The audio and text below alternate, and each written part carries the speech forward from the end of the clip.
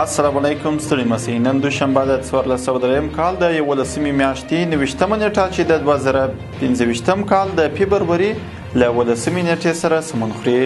د سکون راډیوي د ویبپاڼې او خپلو رسنیو څخه مو د نن ورځې لنډ او مهمو خبرونو ته زه خلیل الله ودمل هرکلی کوم.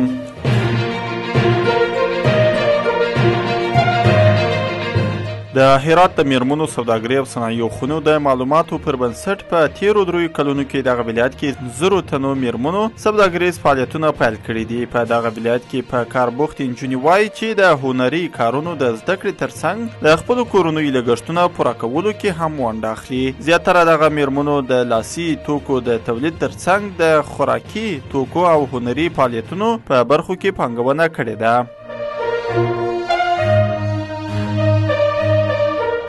خوست کې د شپږو چکډیمونو جوړولو چارې پیل شوي دي. د خوست ځایي مسؤلین وایي چې د یاد ولایت په 3 ولسوالیو کې د $120,000 په لګښت د شپږو چکډیمونو چارې پیل شوي دي.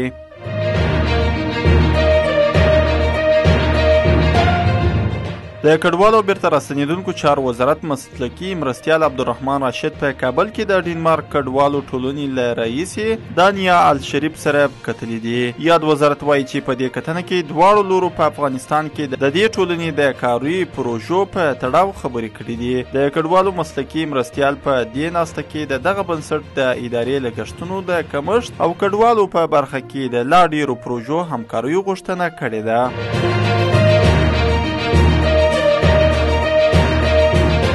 د بغلان ولایت په بنو ولسوالۍ کې د $20,000 په لګښت د میوو د ساتنې لپاره یوه سړه خونه جوړ او ګټې اخیستنې ته سپارل شوې ده. سرچینو ویلي چې دغه ولایت په بنو ولسوالۍ کې د یو پانګوال له لوري د $20,000 په لګښت د تازه میوو د ساتنې لپاره یوه سړه خونه جوړ او ګټې اخیستنې ته سپارل شوې ده.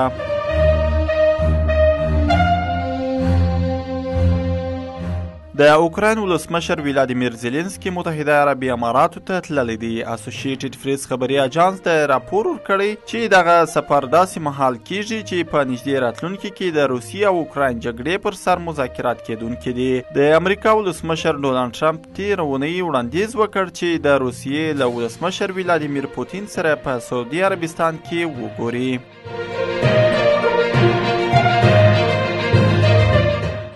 دا و د نن ورځې لنډ او مهم خبرونه چې تاسې واورېدل. تر بیا د الله په امان.